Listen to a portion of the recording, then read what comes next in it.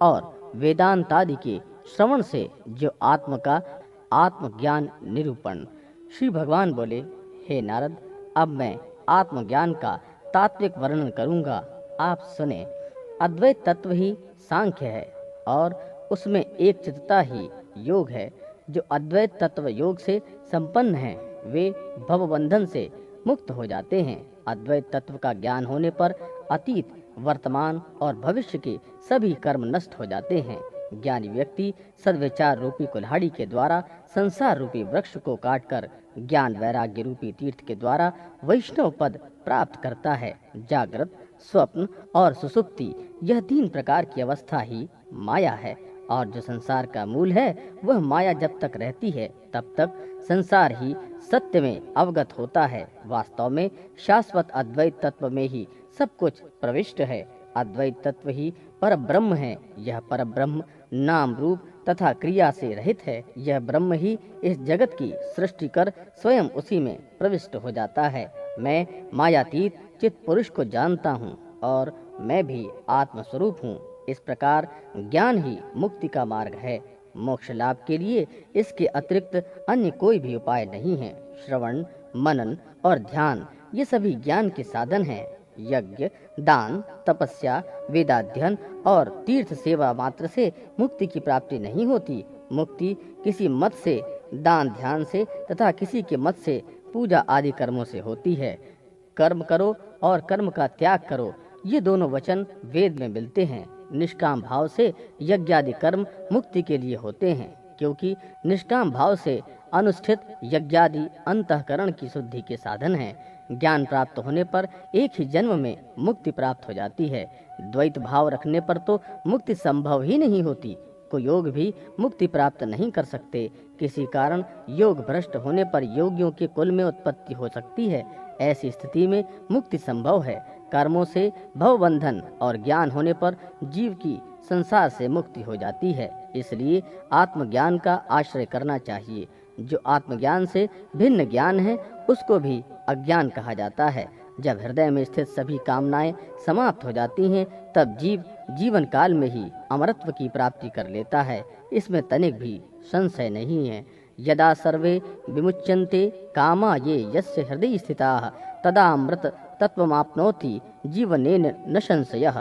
व्यापक होने से ब्रह्मा कैसे जाता है, कौन जाता है और कहाँ जाता है, ऐसे प्रश्नों के लिए कोई अवसर नहीं है।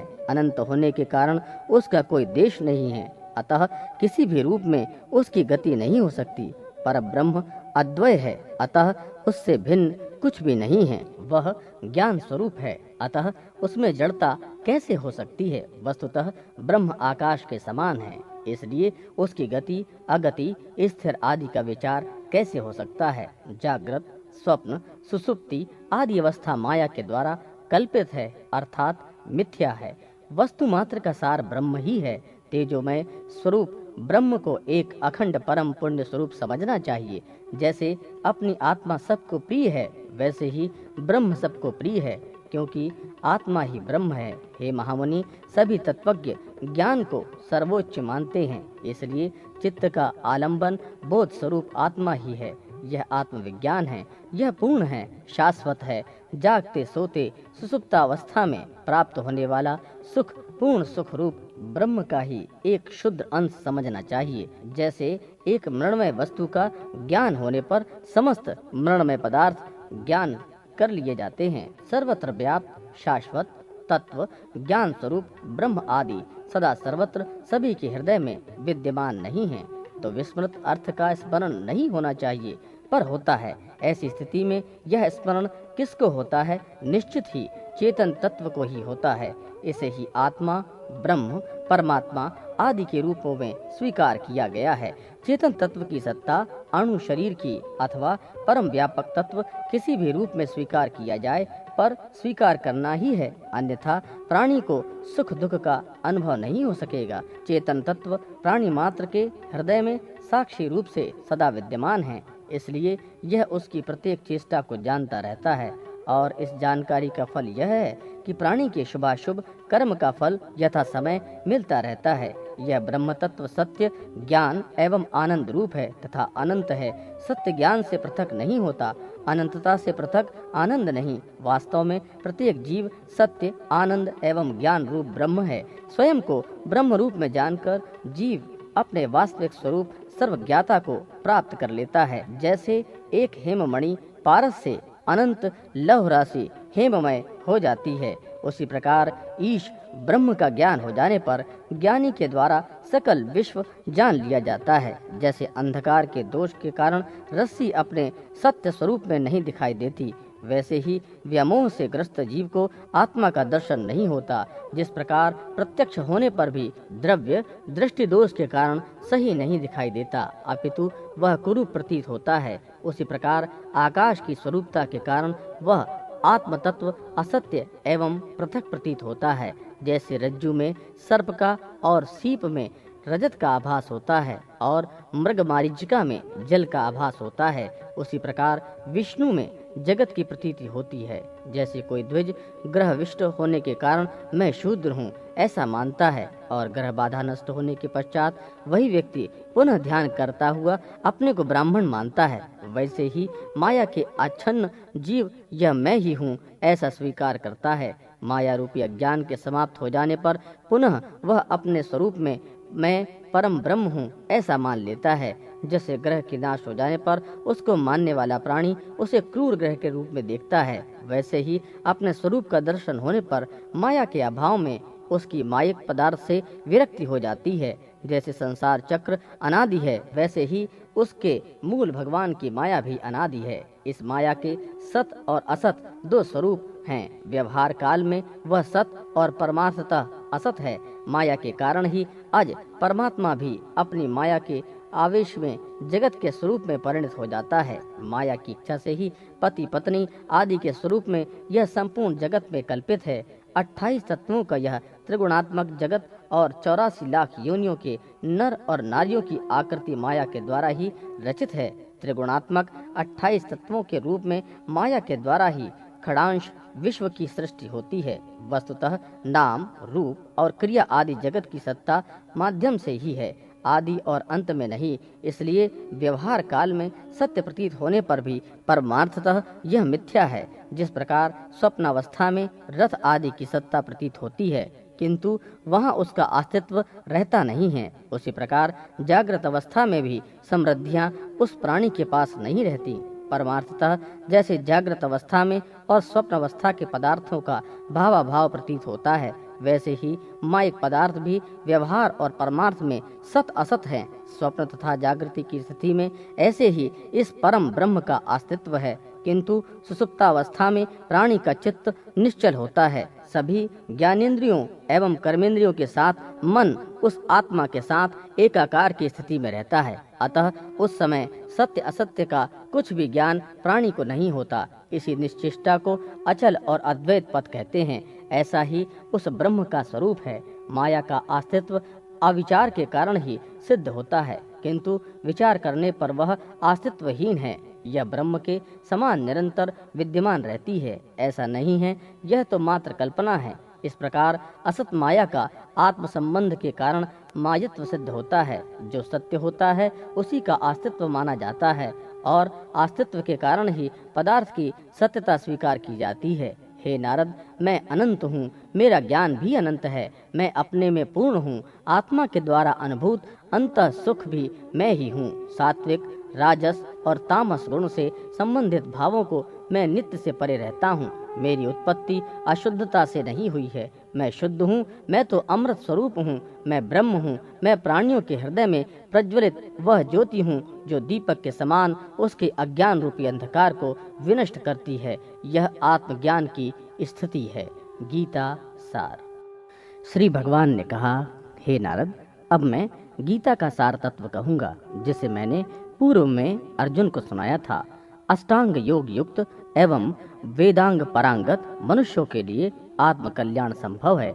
आत्म कल्याण ही परम कल्याण है। उस आत्म तत्व से उत्कृष्ट और कुछ भी लाभ नहीं है। आत्म देह रहित रूप आदि से हीन, इंद्रियों से अतीत है। मैं आत्मा हूँ। संसार आदि संबंध के कारण मुझे किसी प्रकार का दुख नहीं है। धूम रहित, प्रज्वल रहित अग्निशिखा जैसे प्रकाश प्राप्त करती है, वैसे ही आत्मा स्वयं प्रदीप्त रहता है। जैसे आकाश में विद्युत अग्नि का प्रकाश होता है, वैसे ही हृदय में आत्मा के द्वारा आत्म प्रकाशित होता है। श्रोत्र आदि इंद्रियों को किसी प्रकार का ज्ञान नहीं है, वे स्वयं को भी नहीं जान सकती हैं, परंतु सर्वज्ञ, सर्वदर्शी, क्षेत्रज्ञ आत्मा ही इंद्रियों का दर्शन कराता है। जब आत्मा उज्ज्वल प्रदीप के समान हृदय पटल पर प्रकाशित होता है, तब पुरुषों का पाप कर्म नष्ट हो जाता है और ज्ञान उत्पन्न हो जाता है। जैसे दर्पण में दृष्टि डालने पर अपने द्वारा अपने को देख सकते हैं, वैसे ही आत्मा में दृष्टि डालने पर इंद्रियों को, इंद्रियों के विषयों को तथा पंच महाभूतों का दर्शन किया जा सकता है। मन, बुद्धि, अहंकार और अव्यक्त पुरुष, इन सभी के ज्ञान द्वारा संसार बंधन से मुक्त हो जाना चाहिए। सभी इंद्रियों का मन में अभिनिवेश कर उस मन को अहंकार में स्थापित करना चाहिए। उस अहंकार को बुद्धि में और बुद्धि को प्रकृति में, प्रकृति को पुरुष में एवं पुरुष को परब्रह्म में विलीन करना चाहिए। इस प्रकार करने से ही मैं ब्रह्म हूँ, इस प्रकार की ज्ञान ज्योति का प्रकाश होता है। इसमें वह पुरुष मुक्त हो जाता है। 9 द्वारों से युक्त, तीनों गुणों के आश्रय तथा आकाश आदि पंचभूतात्मक और आत्मा से अधिष्ठित इस शरीर को जो ज्ञानी व्यक्ति जान लेता है, वही श्रेष्ठ है और वही क्रांतदर्शी है। 100 अश्वमेघ या हजारों वाजपेयी यज्ञ इस ज्ञान यज्ञ के 16वें अंश के फल को भी प्राप्त नहीं कर सकते। गीता सार। श्री भगवान ने पुनः कहा, हे अर्जुन, यम, नियम, आसन, प्राणायाम, प्रत्याहार, ध्यान, धारण तथा समाधि, यह अष्टांग योग मुक्ति के लिए कहा गया है। शरीर, मन और वाणी को सदा सभी प्राणियों की हिंसा से निवृत्त रखना चाहिए, क्योंकि अहिंसा ही परम धर्म है और उसी में परम सुख मिलता है। कर्मण्या मानसा वाचा सर्वभूतेषु सर्वदा हिंसा विरामको धर्मो है हिंसा परमम सुखम। सदा सत्य और प्रिय वचन बोलना चाहिए, कभी भी अप्रिय असत्य नहीं बोलना चाहिए, प्रिय मिथ्या वचन भी नहीं बोलना चाहिए। यही सनातन धर्म है। सत्यम ब्रूयात प्रियम ब्रूयान, ब्रूयात सत्य प्रियम, प्रियम च नान्यतम ब्रूयात द्वेष धर्मः सनातनः। चोरी से या बलपूर्वक दूसरों के द्रव्य का अपहरण करना स्तेय है। इसके विपरीत आचरण करना अर्थात कभी भी चोरी न करना आस्तेय है। स्तेय कार्य चोरी कभी भी नहीं करना चाहिए, क्योंकि आस्तेय चोरी न करना ही धर्म का साधन है। याच द्रव्यापहरणम चौर्याद्वाथ बलेन वा स्तेयम तस्या नाचरणा मास्तेयम धर्म साधनम। सदा और सभी अवस्था में धर्म, मन और वाणी के द्वारा मैथुन का परित्याग करना चाहिए। इसी को ब्रह्मचर्य कहा जाता है। आपत्ति काल में भी इच्छा पूर्वक द्रव्य का ग्रहण न करना ही अपरिग्रह है। यत्न पूर्वक परिग्रह का परित्याग करना चाहिए। शौच 2 प्रकार के हैं, बाह्य और अभ्यंतर। मृतिका और जल आदि के द्वारा बाह्य एवं भाव शुद्धि के द्वारा अभ्यंतर शौच होता है। यदृच्छा लाभ अर्थात अनायास प्राप्ति से संतुष्ट होना ही संतोष है। यह संतोष ही सभी प्रकार के सुख का साधन है। मन और इंद्रियों की भी एकाग्रता है, वही परम तत्व है। कृच्छ और चंद्रायण आदि व्रतों के द्वारा देह का शोधन भी तपस्या है। पुरुषों की सत्व शुद्धि के लिए जो वेदांत, शतरुद्रीय का पाठ और ओमकार आदि का जप है, पंडित जन उसे स्वाध्याय कहते हैं। कर्म, मन और वाणी से हरि की स्तुति, नाम स्मरण, पूजा आदि कार्य और हरि के प्रति अनिश्चला भक्ति को ही ईश्वर का चिंतन कहा जाता है। स्वस्तिकासन, पद्मासन और अर्धासन आदि आसन कहे गए हैं। अपने शरीरगत वायु का नाम प्राण है। उस वायु के निरोध को प्राणायाम कहा जाता है। हे पांडव, इंद्रियां असद विषयों में विचरण करती हैं, उनको विषयों से निवारित करना चाहिए। साधुगण इस प्रकार के इंद्रिय निरोध को ही प्रत्याहार कहते हैं। मूर्त और अमूर्त ब्रह्म चिंतन को ध्यान कहा जाता है। योगाभ्यास के समय मूर्तिमान और अमूर्त रूप में हरि का ध्यान करना चाहिए। तेजो मंडल के मध्य में शंख, चक्र, गदा तथा पद्मधारी चतुर्भुज कौस्तुभ चिन्ह से विभूषित वनमाली वायु स्वरूप जो ब्रह्म अधिष्ठित है, मैं वही हूँ। इस प्रकार मन को लय करके श्री हरि को धारण करना ही धारणा है। मैं ही ब्रह्म हूँ और ब्रह्म ही मैं हूँ। इस प्रकार देशलंबन रहित अहम और ब्रह्म पदार्थ का तदाम्य रूप ही समाधि है। ब्रह्म गीता सार। ब्रह्मा जी ने कहा, हे नारद, अब मैं ब्रह्म गीता सार का वर्णन करूंगा, जिसे जानकर संसार से मुक्ति हो जाती है। मैं ब्रह्म हूँ, इस वाक्यार्थ का ज्ञान होने से मनुष्यों को मोक्ष की प्राप्ति होती है। मैं और ब्रह्म, इन दो पदार्थों के अर्थ का ज्ञान होने पर वाक्य का ज्ञान होता है। विद्वानों ने इन पदार्थों के अर्थ को वाच्य तथा लक्षण रूप में दो प्रकार का स्वीकार किया है। वाच्य और लक्षण से मिला जुला वाक्यार्थ ही शुद्ध वाक्यार्थ है। वेदों के द्वारा अहम शब्द से एक प्राण पिंडात्मक और दूसरा प्रत्यग रूप आत्मा ही ग्रहित होता है। अव्ययानंद और चैतन्य परोक्ष ज्ञान के रहित और प्राण पिंडात्मक चैतन्य का दूसरा पक्ष है। अहम पद की लक्षणा से आत्मा का अल्पज्ञात्वादि दोष रहित शुद्ध आत्मा अर्थ होता है। जो प्राण पिंडात्मक अर्थ है वह उसका दूसरा भाग है। इसमें परोक्ष अर्थात लक्ष्यार्थ को देखने के पश्चात जैसे उस अर्थ की स्थिति आती है, वैसे ही लक्ष्यार्थ को देखने के पश्चात उस अर्थ की स्थिति आती है। वैसे ही ब्रह्म पद से प्राण पिंडात्मक अर्थ की प्रतीति होती है। निष्ठा तथा परोक्षता आदि अर्थ प्रतीति के जो गुण हैं, उनका परित्याग करके ऐसा अर्थ किया जाता है। अद्वयानंद चैतन्य, इस अर्थ की प्राप्ति तो लक्ष्यार्थ ब्रह्म पद से ही हो जाती है। अद्वयानंद चैतन्य को लक्ष्यार्थ रूप में देखकर मैं ब्रह्म हूँ, इन दोनों पदार्थों की सिद्धि ब्रह्म मैं हूँ और मैं ब्रह्म हूँ, इन दोनों स्थितियों में होती है। मैं ब्रह्म हूँ, इस वाक्य से स्वानुभूति का फलार्थ प्राणी को प्राप्त होता है। ऐक्य ज्ञान से तो निश्चित ही वेदांग से होता है, उससे यह अर्थ से परे है। ज्ञान से अज्ञान की जो निवृत्ति होती है, उस निवृत्ति के बाद प्राणी के चित्त की लक्ष्य से ऐक्य की स्थिति उत्पन्न होती है, वही मुक्ति है। ब्रह्म भगवान ने कहा, हे पांडव, यह सिद्ध है कि परमात्मा है। उसी परमात्मा से आकाश, आकाश से वायु, वायु से अग्नि, अग्नि से जल तथा जल से पृथ्वी की उत्पत्ति हुई है, जो इस जगत प्रपंच की जन्मदात्री है। तदनंतर 17 तत्व उत्पन्न हुए। वाक, हाथ, पैर, वायु और उपस्थ, ये 5 कर्मेंद्रियां हैं। कान, त्वचा, नेत्र, जिह्वा तथा नासिका, ये 5 ज्ञानेंद्रियां हैं। प्राण, अपान, समान, व्यान और उदान नामक ये 5 प्रकार की वायु हैं। मन और बुद्धि रूप अंतःकरण है। मन संदेही होता है और बुद्धि निश्चयात्मक होती है। इसका स्वरूप सूक्ष्म होता है। आत्मा के रूप में भगवान हिरण्यगर्भ अंतःकरण में विद्यमान रहते हैं, वही जीवात्मा है। इस प्रकार प्रपंच से परे उस महाप्राण परमात्मा के द्वारा पंच महाभूतों से बनी शरीर की उत्पत्ति होती है। उन्हीं पंजीकृत पंच महाभूतों से ब्रह्मांड अर्थात इस जगत की सृष्टि हुई है। पैर आदि से युक्त शरीर स्थूल शरीर है, यह तो संसार में प्रसिद्ध ही है। उसके बाद उनमें पंचभूत तत्व और उनके कार्यों की जो स्थिति है, वह स्थूल शरीर से पूर्व का शरीर है, किंतु उसके शरीर से जो कुछ उत्पन्न होता है उसको स्थूल ही कहा जाता है। विद्वान इस प्रकार परमात्मा से स्थित शरीर को 3 प्रकार मानते हैं। स्वत तत्व के भेद को बताने वाले भेद वाक्य अहम ब्रह्मास्मि के अनुसार उन दोनों पूर्व स्थूल और स्थूल शरीर में वह ब्रह्म ही प्रविष्ट रहता है।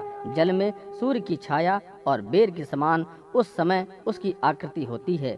जीव स्वरूप वह ब्रह्म उसमें प्राण आदि इन शरीर तत्वों को धारण करता है। जागृत, स्वप्न तथा सुषुप्ति की अवस्था में किए जाने वाले कार्यों का जो साक्षी है, वही जीव माना गया है। जागृत, स्वप्न तथा सुषुप्ति की अवस्था से परे वह ब्रह्म अपने निर्गुण स्वभाव में ही रहता है। उस क्रियाशील शरीर के साथ रहने एवं न रहने की स्थिति में भी वह नित्य शुद्ध वाला ही है, उसमें कोई विकृति नहीं आती। जागृत, स्वप्न और सुषुप्ति की जो 3 अवस्थाएं हैं, इन अवस्थाओं के कारण वह परमात्मा ही 3 प्रकार के मान लिए जाते हैं। अतः वह अंतःकरण में स्थित रहता है और जागृत, स्वप्न और सुषुप्ति की स्थिति में इंद्रियों की क्रियाशीलता को देखता हुआ वह विकार युक्त हो जाता है। हे अर्जुन, अब मैं फल युक्त क्रिया और कारक की जागृत, स्वप्न तथा सुषुप्ति अवस्था का वर्णन करता हूँ, उसको सुनो।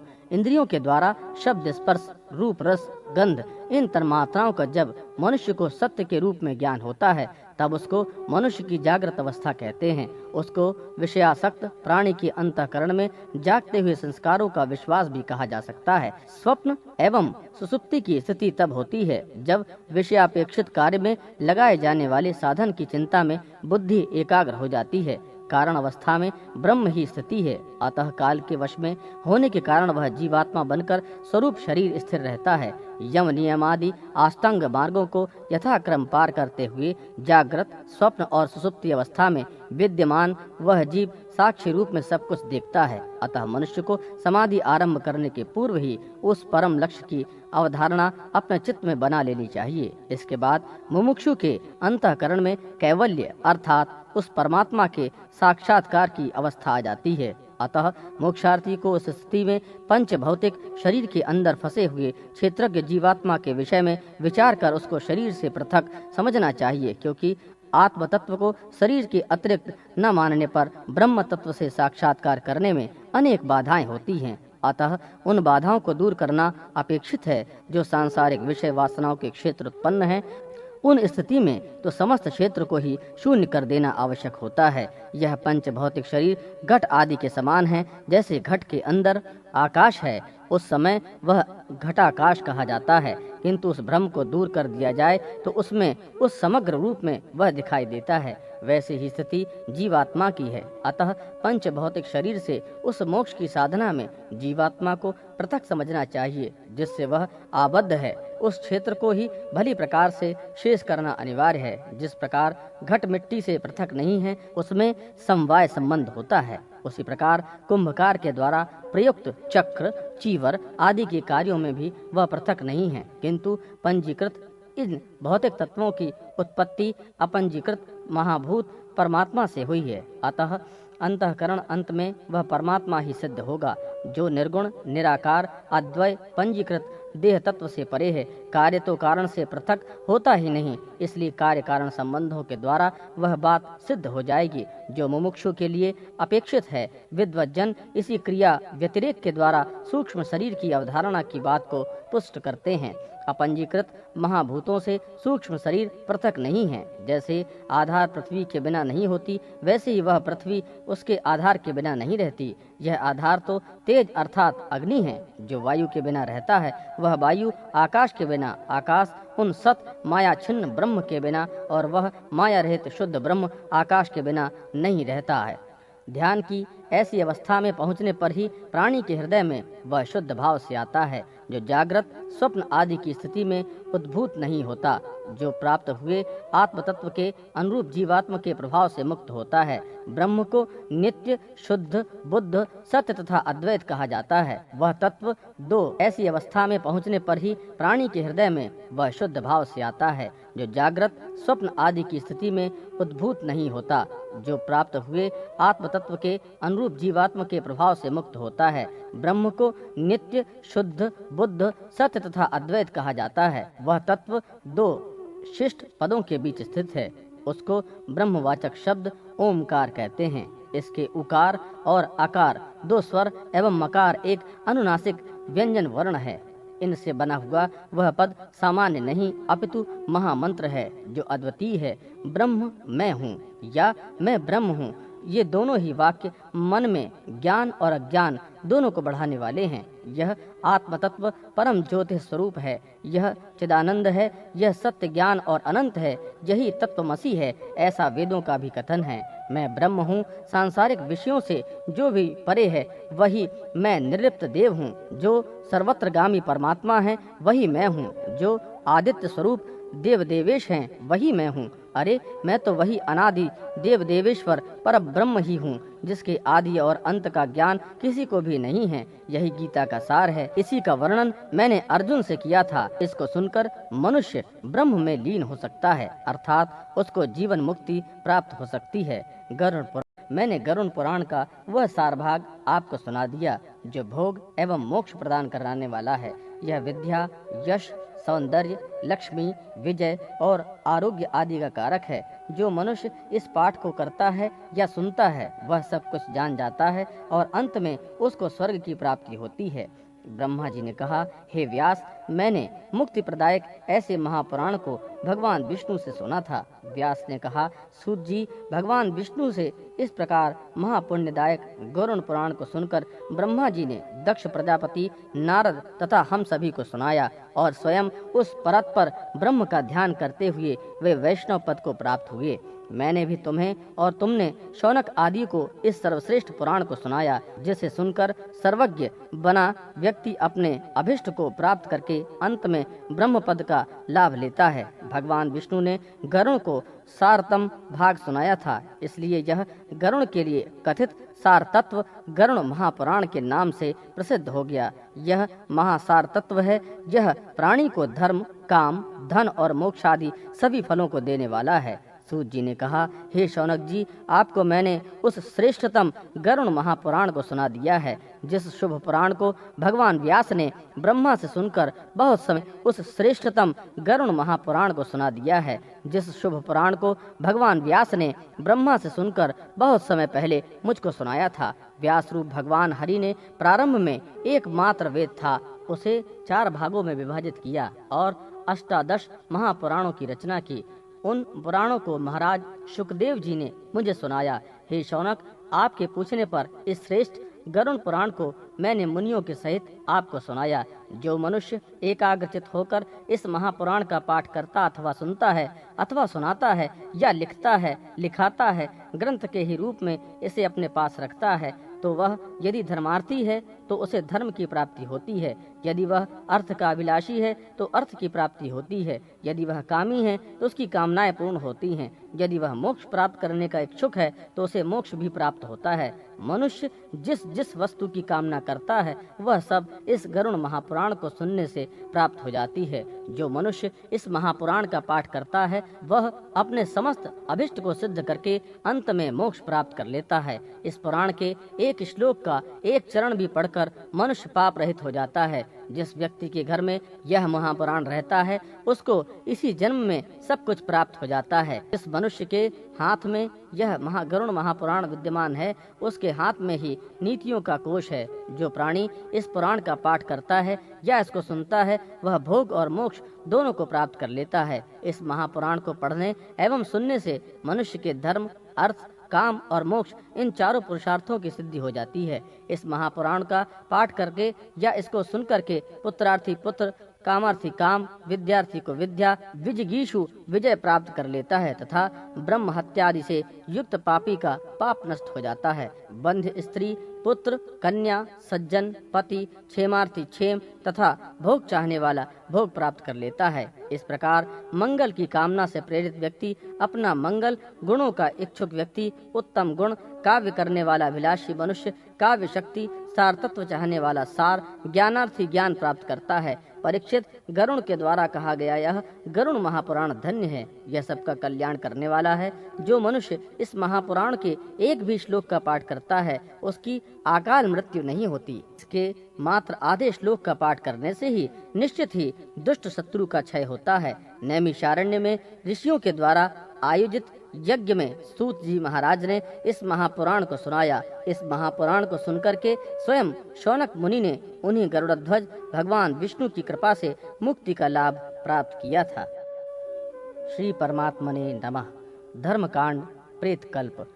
वैकुंठ लोक का वर्णन, मरण काल में और मरण के अनंतर जीव के कल्याण के लिए विहित विभिन्न कर्तव्यों के बारे में गरुण जी के द्वारा किए गए प्रश्न, प्रेत कल्प का उपक्रम। श्री गणेश जी को नमस्कार है। ओमकार से युक्त भगवान वासुदेव हरि को प्रणाम है। नारायणं नमस्कृत्य नरं चैव नरोत्तमं देवीं सरस्वतीं चैव ततो जयमुदीरयेत्। भगवान श्री नारायण, नरोत्तम, नर एवं भगवती श्री सरस्वती देवी को नमस्कार करके पुराण का वाचन करना चाहिए।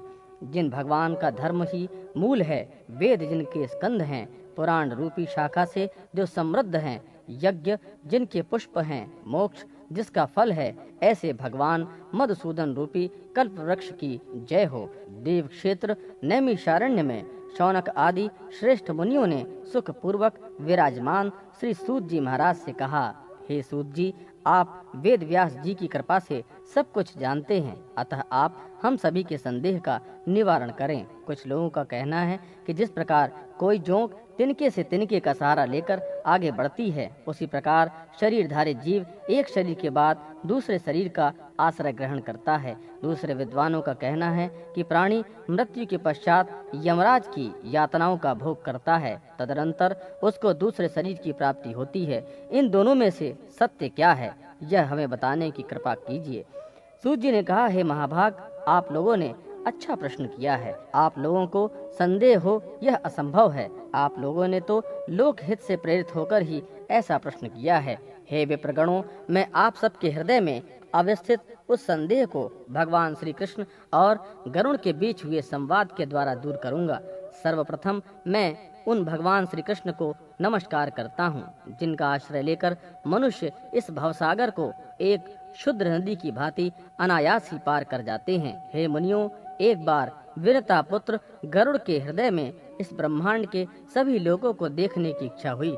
अतः हरि नाम का उच्चारण करते हुए उन्होंने सभी लोगों का भ्रमण किया। पाताल, पृथ्वीलोक तथा स्वर्गलोक का भ्रमण करते हुए वे पृथ्वीलोक के दुख से अत्यंत दुखित एवं अशांत चित्त होकर पुनः वैकुंठ लोक वापस आ गए। वैकुंठ लोक में न रजोगुण की प्रवृत्ति है, न तमोगुण की ही प्रवृत्ति है। मृत्युलोक के समान रजोगुण तथा तमोगुण से मिश्रित सत्व गुण की भी प्रवृत्ति वहाँ नहीं है। वहाँ केवल शुद्ध सत्व गुण ही अवस्थित रहता है। वहाँ माया भी नहीं है, वहाँ किसी प्रकार का विनाश नहीं होता। वहाँ राग द्वेष आदि षड विकार भी नहीं है। वहाँ देव और असुर वर्ग द्वार पूजित श्याम वर्ण की सुंदर कांति से सुशोभित राजीव लोचन भगवान विष्णु के पार्षद विराजमान रहते हैं, जिनके शरीर पीत वसन और मनोहारी आभूषणों से विभूषित हैं और मणियुक्त स्वर्ण के अलंकारों से सुशोभित हैं। भगवान के वे सभी पार्षद चार चार भुजाओं से युक्त हैं। उनके कानों में कुंडल, सिर पर मुकुट है। उनका वक्षस्थल सुंदर पुष्पों की माला से सुशोभित है। मन को मोहित करने वाली अप्सराओं से युक्त महात्माओं के चमकते हुए विमानों की पंक्ति कांति से वे सभी सदा भास्वरित होते रहते हैं। वहाँ नाना प्रकार के वैभवों से समन्वित लक्ष्मी प्रसन्नता पूर्वक भगवान श्रीहरि के चरणों की सेवा पूजा करती रहती हैं। गरुण जी ने वहाँ देखा कि श्रीहरि झूले पर विराजमान हैं। सखियों द्वारा स्तुत्य लक्ष्मी जी झूले में स्थित भगवान की स्तुति कर रही हैं। अपने लाल लाल बड़े बड़े नेत्रों से युक्त प्रसन्न मुख देवों के अधिपति श्रीपति जगतपति और यज्ञपति भगवान श्रीहरि ने अपने नंद सुनंद आदि प्रधान पार्षदों को देख रहे हैं। उनके सिर पर मुकुट, कानों में कुंडल और वक्षस्थल श्री से सुशोभित था। वे पीताम्बर से विभूषित थे। उनकी चार भुजाएं थीं। प्रसन्न मुद्रा में हंसता हुआ उनका मुख था। बहुमूल्य आसन पर विराजमान वे हरि उस समय अपनी अनन्य शक्ति से आवृत थे। प्रकृति, पुरुष, महत, अहंकार, पंच कर्मेंद्री, पंच ज्ञानेंद्री, मन, पंच महाभूत तथा पंच मात्राओं से निर्मित शरीर वाले अपने ही स्वरूप में रमण करते हुए उन भगवान हरि का दर्शन करने से विनता सुत गरुण का अंतःकरण आनंद विभोर हो उठा। उनका शरीर रोमांचित हो गया। उनके नेत्रों से प्रेमाश्रु की धारा बहने लगी। आनंद मग्न होकर उन्होंने प्रभु को प्रणाम किया। प्रणाम करते हुए अपने वाहन गरुण को देखकर भगवान विष्णु ने कहा, हे पक्षिन, आपने इतने दिनों में इस जगत की किस भूमि का परिभ्रमण किया है? गरुण ने कहा, भगवान, आपकी कृपा से मैंने समस्त त्रिलोकी का परिभ्रमण किया है। उसमें स्थित जगत के सभी स्थावर और जंगम प्राणियों को भी देखा है। हे प्रभु, यमलोक को छोड़कर पृथ्वी के सत्यलोक तक सब कुछ मेरे द्वारा देखा जा चुका है। सभी लोगों की अपेक्षा भूलोक में प्राणियों में अधिक परिपूर्णता है। सभी योनियों में मानव योनि ही भोग और मोक्ष का शुभ आश्रय है। अतः प्राणियों के लिए ऐसा लोक न तो अभी तक बना है और न भविष्य में बनेगा। देवता लोग भी इस लोक की प्रशंसा के गीत गाते हुए कहते हैं कि जो लोग पवित्र भारत की भूमि में जन्म लेकर निवास करते हैं वे धन्य हैं। देवता लोग भी स्वर्ग एवं अपवर्ग रूप फल की प्राप्ति के लिए पुनः पुनः भारत भूमि में मनुष्य रूप में जन्म लेते हैं। गायन्ति देवाः किल गीतकानि धन्यास्तु ये भारत भूमि भागे स्वर्गापवर्गस्य फलार्जुनाय भवन्ति भूयः पुरुषः स्वरत्वात् हे प्रभु, आप यह बताने की कृपा करें कि मृत्यु को प्राप्त हुए प्रेत किस कारण पृथ्वी पर डाल दिया जाता है। उनके मुख में पंचरत्न क्यों डाला जाता है। मरे हुए प्राणियों के नीचे लोग कुश किस लिए बिछा देते हैं। उसके दोनों पैर दक्षिण दिशा की ओर क्यों कर दिए जाते हैं। मरने के समय मनुष्य के आगे पुत्र पौत्र आदि क्यों खड़े रहते हैं। हे केशव, मृत्यु के समय विविध वस्तुओं का दान एवं गोदान किस लिए किए जाते हैं। बंधु बांधव, मित्र और शत्रु आदि सभी मिलकर क्यों क्षमा याचना करते हैं। किसके प्रेरित होकर के लोग मृत्यु काल में तिल, लौह, स्वर्ण, कपास, नमक, सप्तधान्य, भूमि और गौ का दान देते हैं। प्राणी कैसे मरता है और मरने के बाद कहाँ जाता है। उस समय वह अतिवाहिक शरीर निराधार रूप में आत्मा को वहन करने वाले शरीर को कैसे प्राप्त करता है। अग्नि देने वाले पुत्र और पौत्र उसे कंधे पर क्यों ले जाते हैं। शव में घृत का लेप क्यों किया जाता है। उस समय एक आहुति देने की परंपरा कहाँ से चली। शव को भूमि स्पर्श किस लिए करवाया जाता है। स्त्रियां उस मरे हुए व्यक्ति के लिए क्यों विलाप करती हैं। शव के उत्तर दिशा में यम सूक्त का पाठ क्यों किया जाता है। मरे हुए व्यक्ति को पीने के लिए जल एक ही वस्त्र धारण करके क्यों दिया जाता है। उस समय सूर्य बिंब निरीक्षण पत्थर पर स्थापित यव, सरसों, दूर्वा और नीम की पत्तियों का स्पर्श करने का विधान क्यों है। उस समय स्त्री एवं पुरुष दोनों नीचे ऊपर एक ही वस्त्र क्यों धारण करते हैं। शव का दाह संस्कार करने के पश्चात उस व्यक्ति को अपने परिजनों के साथ बैठकर भोजन आदि क्यों नहीं करना चाहिए। मरे हुए व्यक्ति के पुत्र 10 दिन के पूर्व किस लिए पिंडों का दान देते हैं। चबूतरे पर पके हुए मिट्टी के पात्र में दूध क्यों रखा जाता है। रस्सी से बंधे हुए 3 काष्ठ तिगोड़िया के ऊपर रात्रि में गांव के चौराहे पर एकांत में वर्ष पर्यंत प्रतिदिन दीपक क्यों जलाया जाता है। शव का दाह संस्कार तथा अन्य लोगों के साथ जल तर्पण की क्रिया क्यों नहीं की जाती। हे भगवान, मृत्यु के बाद प्राणी अतिवाहिक शरीर में चला जाता है। उसके लिए 9 पिंड देने चाहिए। इसका क्या प्रयोजन है। किस विधान से पितरों को पिंड प्रदान करना चाहिए और उस पिंड को स्वीकार करने के लिए उनका आवाहन कैसे किया जाए। हे देव, यदि ये सभी कार्य मरने के तुरंत बाद संपन्न हो जाते हैं तो फिर बाद में पिंडदान क्यों किया जाता है। पूर्व किए गए पिंडदान के बाद पुनः पिंडदान या अन्य क्रियाओं को करने की क्या आवश्यकता है। दाह संस्कार के बाद अस्थि संचय और घट फोड़ने का विधान क्यों है। दूसरे दिन और चौथे दिन साग्निक द्विज के स्नान का विधान क्यों है। 10वें दिन सभी परिजनों के साथ शुद्धि के लिए स्नान क्यों किया जाता है। 10वें दिन तेल एवं उपटन का प्रयोग क्यों किया जाता है। उस तेल और उपटन का प्रयोग भी एक विशाल जलाशय के तट पर होना अपेक्षित है। इसका क्या कारण है। 10वें दिन पिंडदान क्यों करना चाहिए। एकादशाह के दिन वृषोत्सर्ग आदि के सहित पिंडदान करने का क्या प्रयोजन है। पात्र, पादुका, छत्र, वस्त्र, अंगूठी इत्यादि वस्तुओं का दान क्यों किया जाता है। 13वीं के दिन पददान क्यों किया जाता है। वर्ष पर्यंत 16 श्राद्ध क्यों किए जाते हैं तथा 360 सानोदक घट क्यों दिए जाते हैं। प्रेत तृप्ति के लिए प्रतिदिन अन्न से भरे हुए 1 घट का दान क्यों करना चाहिए। हे प्रभु, मनुष्य अनित्य है और समय आने पर ही वह मरता है, किंतु मैं उस छिद्र को नहीं देख पाता हूँ जिससे जीव निकलता है। प्राणी के शरीर में स्थित किस छिद्र से पृथ्वी, जल, मन, तेज, वायु और आकाश निकल जाते हैं। हे जनार्दन, इस शरीर में स्थित जो 5 कर्मेंद्रियां और 5 ज्ञानेंद्रियां तथा 5 वायु हैं, वे कहाँ से निकल जाते हैं। लोभ, मोह, तृणा, काम और अहंकार रूपी जो 5 चोर शरीर में छिपे रहते हैं, वे कहाँ से निकल जाते हैं।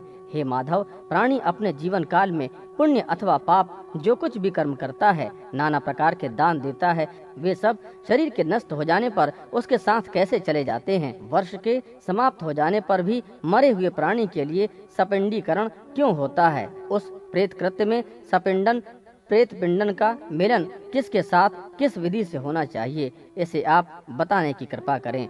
हे हरे, मूर्छा से अथवा पतन से जिसकी मृत्यु हुई होती है, उसके लिए क्या होना चाहिए। जो पतित मनुष्य जलाए गए अथवा नहीं जलाए गए, तथा इस पृथ्वी पर जो अन्य प्राणी हैं उनके मरने पर अंत में क्या होना चाहिए। जो मनुष्य पापी, दुराचारी अथवा हतबुद्धि हैं, मरने के बाद वे किस स्थिति को प्राप्त करते हैं। जो पुरुष आत्मघाती, ब्रह्म हत्यारा, स्वर्णादि की चोरी करने वाला, मित्रादि के साथ विश्वासघात करने वाला है, उस महापातकी का क्या होना है। हे माधव, जो शूद्र कपिला गौ का दूध पीता है अथवा प्रणव महामंत्र का जाप करता है या ब्रह्म सूक्त अर्थात यज्ञोपवीत को धारण करता है, तो मृत्यु के बाद उसकी क्या गति होती है। हे संसार के स्वामी, जब कोई शूद्र किसी ब्राह्मणी को पत्नी बना लेता है तो उस पापी से मैं भी डरता हूँ। आप बताएं कि उस पापी की क्या दशा होती है, साथ ही उस पाप कर्म के फल को बताने की भी कृपा करें। हे विश्वात्मन, आप मेरी दूसरी बात पर भी ध्यान दे। मैं कौतूहलवश वेग पूर्वक लोगों को देखने गया हुआ था। संपूर्ण जगत में जा चुका हूँ। उसमें रहने वाले लोगों को मैंने देखा है कि वे सभी दुख में ही डूबे रहते हैं। उनके अत्यंत कष्टों को देखकर मेरा अंतःकरण पीड़ा से भर गया है। स्वर्ग में दैत्यों की शत्रुता का भय है। पृथ्वी में मृत्यु और रोगादि तथा अभिष्ट वस्तुओं के वियोग से लोग दुखित हैं। पाताल लोक में रहने वाले प्राणियों को मेरे भय से दुख बना रहता है। हे ईश्वर, आपके इस वैष्णव पद वैकुंठ के अतिरिक्त अन्यत्र किसी भी लोक में ऐसी निर्भयता नहीं देखी गई। काल के वशीभूत इस जगत की स्थिति स्वप्न की माया के समान असत्य है। उसमें भी इस भारतवर्ष में रहने वाले लोग बहुत से दुखों को भोग रहे हैं। मैंने वहाँ देखा है कि उस देश के मनुष्य राग, द्वेष तथा मोह आदि में अकांठ डूबे हुए हैं। उस देश में कुछ लोग अंधे हैं, कुछ टेढ़ी दृष्टि वाले हैं, कुछ दुष्ट वाणी वाले हैं, कुछ लूले हैं, कुछ लंगड़े हैं, कुछ काने हैं, कुछ बहरे हैं, कुछ गूंगे हैं, कुछ कोड़ी हैं, कुछ लोमश हैं, कुछ नाना रोगों से घिरे हैं और कुछ आकाश कुसुम की तरह नितांत मिथ्या अभिमान से चूर हैं। उनके विचित्र दोषों को देखकर तथा उनकी मृत्यु को देखकर मेरे मन में जिज्ञासा उत्पन्न हो गई है कि यह मृत्यु क्या है। इस भारतवर्ष में यह कैसी विचित्रता है। ऋषियों से मैंने पहले ही इस प्रश्न में सामान्यतः यह सुन रखा है कि जिसकी विधि पूर्वक वार्षिक क्रियाएं नहीं होती हैं, उनकी दुर्गति होती है। फिर भी हे प्रभु, इसकी विशेष जानकारी के लिए मैं आपसे पूछ रहा हूँ। हे उपेंद्र, मनुष्य की मृत्यु के समय उसके कल्याण के लिए क्या करना चाहिए, कैसा दान देना चाहिए, मृत्यु और श्मशान भूमि तक पहुंचने के बीच कौन कौन सी विधियां अपेक्षित हैं, चिता में शव को जलाने के लिए क्या विधि है, तत्काल अथवा विलंब से उस जीव को कैसे दूसरी देह प्राप्त होती है, यमलोक को जाने वाले के लिए वर्ष पर्यंत कौन सी क्रियाएं करनी होती हैं, दुर्बुद्धि अर्थात दुराचारी व्यक्ति की मृत्यु होने पर उसका प्रायश्चित क्या है, पंचक आदि में मृत्यु होने पर पंचक शांति के लिए क्या करना चाहिए। हे देव, आप मेरे ऊपर प्रसन्न हो। आप मेरी इस संपूर्ण भ्रम को विनष्ट करने में समर्थ हैं। मैंने आपसे यह सब लोक मंगल की कामना से पूछा है, मुझे बताने की कृपा करें। मरने व्यक्ति के कल्याण के लिए किए जाने वाले कर्म, मृत्यु से पूर्व की स्थिति तथा कर्म विपाक का वर्णन। श्री कृष्ण ने कहा, हे भद्र, आपने मनुष्य के हित में बहुत ही अच्छी बात पूछी है। सावधान होकर इस समस्त अर्थदैहिक क्रिया को भली भांति सुने। हे गरुण, जो सम्यक रूप से भेद रहित है, जिसका वर्णन श्रुतियों और स्मृतियों में हुआ है, जिसको इंद्रियादि देवता, योगी जन और योग मार्ग का चिंतन करने वाले विद्वान नहीं देख सके हैं, और जो गुह्याति गुह्य है, ऐसे प्रश्न तत्व को जिसे मैंने अभी तक किसी अन्य से नहीं कहा है। तुम मेरे भक्त हो, इसलिए मैं तुम्हें बता रहा हूँ। हे वैन्ते, इस संसार में पुत्रहीन व्यक्ति की गति नहीं होती, उसको स्वर्ग प्राप्त नहीं होता। अतः शास्त्रानुसार यथा योग्य उपाय से पुत्र उत्पन्न करना ही चाहिए। यदि मनुष्य को मोक्ष नहीं मिलता है तो पुत्र नरक से उसका उद्धार कर देता है। पुत्र और पुत्र को मरे हुए प्राणी को कंधा देना चाहिए तथा उसका यथा विधान अग्निदाह करना चाहिए। शव के नीचे पृथ्वी पर तिल के सहित कुश बिछाने से शव की आधारभूत भूमि उस ऋतुमती नदी के समान हो जाती है जो प्रसव की योग्यता रखती है। मृतक के मुख में पंच रत्न डालना बीज वपन के समान है, जिससे आगे जीव की शुभ गति का निश्चय होता है। जैसे पुष्प ऋतुकाल में स्त्रियों का रजोदर्शन न होने पर भी गर्भ धारण संभव नहीं है, वैसे ही शव भूमि भी तिल कुश आदि के बिना जीव की शुभ योनि में कारण नहीं बन पाती। इसलिए श्रद्धा पूर्वक तिल, कुश, पंचरत्न आदि का यथा विधान विनियोग आवश्यक है। गोबर से भूमि को सबसे पहले लीपना चाहिए, तदंतर उसके ऊपर तिल और कुश बिछाना चाहिए। उसके बाद आतुर व्यक्ति को भूमि पर कुशासन के ऊपर सुला देना चाहिए। ऐसा करने से वह प्राणी अपने समस्त पापों को जलाकर पाप मुक्त हो जाता है। सबके नीचे बिछाए गए कुछ समूह निश्चित ही मृत्युग्रस्त प्राणी को स्वर्ग में ले जाते हैं, इसमें संशय नहीं है। जहाँ पृथ्वी पर मल मूत्रादि का लेप संबंध नहीं है, वहाँ पर सदा पवित्र है, और जहाँ मल मूत्रादि का लेप संबंध है, वहाँ मल मूत्रादि का अपसारण करके गोपमय से लीप करने से वह शुद्ध होता है। गोबर से बिना लीपी हुई भूमि पर सुलाए हुए गए मरणासन्न व्यक्ति में यक्ष, पिशाच एवं राक्षस कोटि के क्रूर कर्मी दुष्ट लोग प्रविष्ट हो जाते हैं। मरणासन्न की मुक्ति के लिए उसे जल से बनाए गए मंडल वाली भूमि पर ही सुलाना चाहिए, क्योंकि नित्य होम, श्राद्ध, पाद प्रक्षालन, ब्राह्मणों की अर्चा एवं भूमि का मंडलीकरण भूमि के हेतु माने गए हैं। बिना लिपि पुती मंडलहीन भूमि पर मरणासन्न व्यक्ति को नहीं सुलाना चाहिए। भूमि पर बनाए गए ऐसे मंडल में ब्रह्मा, विष्णु, रुद्र, लक्ष्मी तथा अग्नि आदि देवता विराजमान हो जाते हैं। अतः मंडल का निर्माण अवश्य करना चाहिए। मंडल विहीन भूमि पर प्राण त्याग करने पर वह चाहे बालक हो, चाहे वृद्ध हो, चाहे जवान हो, उसको अन्य योनि प्राप्त नहीं होती। हे तार्यक्ष, उसकी जीवात्मा वायु के साथ भटकती रहती है। उस प्रकार की वायुभूत जीवात्मा के लिए ना तो श्राद्ध का विधान है और ना ही जल तर्पण की क्रिया ही बताई गई है। हे गरुण, तिल मेरे पसीने से उत्पन्न हुए हैं, अतः तिल बहुत ही पवित्र हैं। तिल का प्रयोग करने पर असुर, दानव और दैत्य भाग जाते हैं। तिल श्वेत, कृष्ण और गोमूत्र वर्ण की समान होती है। वे मेरे शरीर के द्वारा किए गए समस्त पापों को नष्ट कर देती है। ऐसी भावना करनी चाहिए। एक ही तिल का दान स्वर्ण के 32 सेर तिल के दान के समान है। तर्पण, दान एवं होम में दिया गया तिल का दान अक्षय होता है। कुश मेरे शरीर के रोम से उत्पन्न हुए हैं और तिल की उत्पत्ति मेरे पसीने से हुई है। इसलिए देवताओं की तृप्ति के लिए मुख्य रूप से कुश की और पितरों की तृप्ति के लिए तिल की आवश्यकता होती है। देवताओं और पितरों की तृप्ति के लिए उपजीव्य रक्षक होने के कारण से विश्व में तृप्ति के हेतु हैं। अतः अपसव्य आदि श्राद्ध की जो विधियां बताई गई हैं, उन्हीं विधियों के अनुसार मनुष्य को ब्रह्मा, देव देवेश्वर तथा पितृजनों को संतृप्त करना चाहिए। अपसव्य आदि होकर तिल का उपयोग करने से ब्रह्मा, पितर और देवेश्वर तृप्त होते हैं। अपसव्य होकर कर्म करने से पितरों की संतृप्ति होती है। कुश के मूल भाग में ब्रह्मा, मध्य भाग में विष्णु तथा अग्र भाग में शिव को जानना चाहिए। ये तीनों देव कुश में प्रतिष्ठित माने गए हैं। हे परीक्षित, ब्राह्मण, मंत्र, कुश, अग्नि और तुलसी ये बार बार समर्पित होने पर भी पर्युषित नहीं माने जाते, कभी निर्माल्य अर्थात बासी नहीं होते। इनका पूजन में बारंबार प्रयोग किया जाता है। हे खगेंद्र, तुलसी, ब्राह्मण, गौ, विष्णु, एकादशी व्रत ये पांचों संसार सागर में डूबते हुए लोगों को नौका के समान पार करते हैं। हे पक्षी श्रेष्ठ, विष्णु, एकादशी व्रत, गीता, तुलसी, ब्राह्मण और गौ ये 6 इस संसार सागर में लोगों को मुक्ति प्रदान करने के साधन हैं। यह षटपदी कहलाते हैं। दर्भमूले स्थितो ब्रह्मा, मध्ये देवो जनार्दनः, दर्भाग्रे शंकरं विद्यात्, त्रयो देवाः कुशे स्मृतः, विप्रा मंत्रः कुशावाह्नि, तुलसी च खगेश्वरः, नैते निर्माल्यतां यान्ति, क्रियामाणाः पुनः पुनः, तुलसी ब्राह्मणः गावो, विष्णुरेकादशी खगः, पंचप्रवहणान्येषु भवाब्धो मज्जतां नृणाम्, विष्णुरेकादशी गीता, तुलसी विप्रधेनवः, असारे दुर्ग संसारे, षटपति मुक्तिदायिनी। जैसे तिल की पवित्रता अतुलनीय होती है, उसी प्रकार कुश और तुलसी भी अत्यंत पवित्र होती हैं। ये तीनों पदार्थ मरणासन्न व्यक्ति को दुर्गति से उबार लेते हैं। दोनों हाथों से कुश उखाड़ना चाहिए और उसे पृथ्वी पर रखकर जल से प्रेक्षित करना चाहिए तथा मृत्यु काल में मरणासन्न के दोनों हाथों में रखना चाहिए।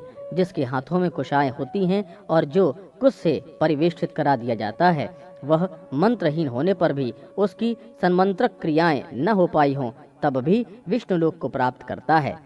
इस आसार संसार सागर में भूमि को गोबर से लीपकर उस पर मृत मनुष्य को सुलाने से और कुशासन पर स्थित करने से तथा विशुद्ध अग्नि में दाह करने से उसके समस्त पापों का नाश हो जाता है। लवण और उसका रस दिव्य उत्तम लोक का प्रापक है। वह प्राणियों को समस्त कामनाओं को सिद्ध कराने वाला होता है। लवण के बिना अन्न रस उत्कट अर्थात अभिव्यक्त होता है और ना सुस्वादु होते हैं। इसलिए लवण रस पितरों को प्रिय होता है और स्वर्ग को प्रदान करने वाला होता है। यह लवण रस भगवान विष्णु के शरीर से उत्पन्न हुआ है। इस बात को जानने वाले योगी जन लवण के साथ दान देने को कहते हैं। इस पृथ्वी पर यदि ब्राह्मण, क्षत्रिय, वैश्य, स्त्री तथा शूद्र वर्ण के आतुर व्यक्ति के प्राण न निकलते हों तो उसके लिए स्वर्ग का द्वार खोलने के लिए लवण का दान करना चाहिए। हे पक्षिंद्र, अब मृत्यु के स्वरूप को विस्तार पूर्वक सुनो। मृत्यु ही काल है। उसका समय आ जाने पर जीवात्मा से प्राण और देह का वियोग हो जाता है। मृत्यु अपने समय पर आती है। मृत्यु कष्ट के प्रभाव से प्राणी अपने किए गए कर्मों को एकदम भूल जाता है। हे करुण, जिस प्रकार वायु मेघ मंडलों को इधर उधर खींचते हैं उसी प्रकार प्राणी काल के वश में हो जाता है। सात्विक, राजस और तामस ये सभी भाव काल के वश में हैं। प्राणियों में काल के अनुसार अपने अपने प्रभाव का विस्तार करते हैं। हे सर्पहंता गरुण जाता है। हे करुण, जिस प्रकार वायु मेघ मंडलों को इधर उधर खींचते हैं उसी प्रकार प्राणी काल के वश में हो जाता है। सात्विक, राजस और तामस ये सभी भाव काल के वश में हैं। प्राणियों में काल के अनुसार अपने अपने प्रभाव का विस्तार करते हैं। हे सर्पहंता गरुण, सूर्य, चंद्र, शिव, वायु, इंद्र, अग्नि, आकाश, पृथ्वी, मित्र, औषधि, आठों वसु, नदी, सागर और भाव अभाव ये सभी काल के अनुसार यथा समय उद्भूत होते हैं, बढ़ते हैं, घटते हैं और मृत्यु के उपस्थित होने पर काल के प्रभाव से विनष्ट हो जाते हैं। हे पक्षिन, जब मृत्यु आ जाती है तो उसके कुछ समय बाद दैव योग से कई रोग प्राणी के शरीर में उत्पन्न हो जाते हैं। इंद्रियां विकल हो जाती हैं और बल, ओज तथा वेग शिथिल हो जाता है। हे खग, प्राणियों को करोड़ों बिच्छुओं के समान एक साथ काटने का जो अनुभव होता है उससे मृत्युनित पीड़ा का अनुमान किया जाना चाहिए। उसके बाद ही चेतना समाप्त हो जाती है, जड़ता आ जाती है। तदनंतर यमदूत उसके समीप आकर खड़े हो जाते हैं और उसके प्राणों को बलात् अपनी ओर खींचना शुरू कर देते हैं। उस समय प्राण कंठ में आ जाते हैं। मृत्यु के पूर्व प्राण का रूप विभत्स हो उठता है। वह फेन उगलने लगता है। उसका मुख लार से भर जाता है। उसके बाद शरीर के भीतर विद्यमान रहने वाला वह अंगुष्ठ परिमाण का पुरुष हाहाकार करता हुआ तथा अपने घर को देखता हुआ यमदूतों के द्वार यमलोक को ले जाया जाता है। मृत्यु के समय शरीर में प्रवाहित वायु प्रकुपित होकर के तीव्र गति को प्राप्त करता है और उसी की शक्ति से अग्नि तत्व भी प्रकुपित हो उठता है। बिना ईंधन के प्रदीप्त ऊष्मा प्राणी के मर्म स्थान का भेदन करने लगती है, जिसके कारण प्राणी को अत्यंत कष्ट की अनुभूति होती है। परंतु भक्त जनों एवं भोगों में अनासक्त जनों की अधोगति का निरोध करने वाला उदान नाम का वायु ऊर्ध्वगति वाला हो जाता है। जो लोग झूठ नहीं बोलते और जो प्रीति का भेदन नहीं करते, आस्तिक और श्रद्धावान हैं, उन्हें सुखपूर्वक मृत्यु प्राप्त होती है। जो काम, ईर्ष्या और द्वेष के कारण स्वधर्म का परित्याग न करें, सदाचारी और सौम्य हों, वे सब निश्चित ही सुखपूर्वक मरते हैं। जो लोग मोह और अज्ञान का उपदेश देते हैं वे मृत्यु के समय महाअंधकार में फंस जाते हैं। जो झूठी गवाही देने वाले, असत्यभाषी, विश्वासघाती और वेद निंदक हैं, वे मूर्छा रूपी मृत्यु को प्राप्त करते हैं। उनके ले जाने के लिए लाठी एवं मुदगर से युक्त दुर्गंध से भरपूर एवं भयभीत कराने वाले दुरात्मा यमदूत आते हैं। ऐसी भयंकर परिस्थिति देखकर प्राणी के शरीर में भयवश कंपन होने लगता है। उस समय वह अपनी रक्षा के लिए अनवरत माता पिता और पुत्र को याद कर करुण क्रंदन करता है। उस क्षण प्रयास करने पर भी ऐसे जीव के कंठ से एक भी शब्द नहीं निकल पाता। भयवश प्राणी की आंखें नाचने लगती हैं, उसकी सांस बढ़ जाती है और मुख सूखने लगता है। उसके बाद वेदना से आविष्ट होकर वह अपने शरीर का परित्याग करता है और उसके बाद ही वह सबके लिए अस्पृश्य एवं घृणा योग्य हो जाता है। हे गरुण, इस प्रकार मैंने यथा प्रसंग मृत्यु का स्वरूप सुना दिया। अब आपके उस दूसरे प्रश्न का उत्तर जो बड़ा ही विचित्र है उसे सुना रहा हूँ। हे पक्षीराज, पूर्व जन्म में किए गए भांति भांति के भोगों को भोगता हुआ प्राणी यहाँ भ्रमण करता रहता है। देव, असुर और यक्ष आदि योनियां भी प्राणी के लिए सुखप्रदायिनी हैं। मनुष्य, पशु, पक्षी आदि योनियां अत्यंत दुखदायिनी हैं। हे खगेश्वर, प्राणी को कर्म का फल तारतम्य से इन योनियों में प्राप्त होता है। अब मैं इसी प्रसंग में आपसे कर्म विपाक का वर्णन भी करूंगा। हे गरुण, प्राणी अपने सत्कर्म एवं दुष्कर्म के फलों की विविधता का अनुभव करने के लिए इस संसार में जन्म लेता है, जो महापात की ब्रह्म हत्यादि महापातक जन्य अत्यंत कष्टवर्गीय रौरवादी नरक लोगों का भोग भोग कर कर्मक्षय के बाद पुनः इस पृथ्वी पर जिन लक्षणों से युक्त होकर जन्म लेता है, उन लक्षणों को आप मुझसे सुने। हे खगेंद्र, ब्रह्मा जी की हत्या करने वाले महापातरेकी को मृग, अश्व, सूकर और ऊंट की योनि प्राप्त होती है। स्वर्ण की चोरी करने वाला कृमि, कीट और पतंगा योनि में जाता है। गुरु पत्नी के साथ सहवास करने वाले का जन्म क्रमशः तृण, लता और गुल्म योनि में होता है।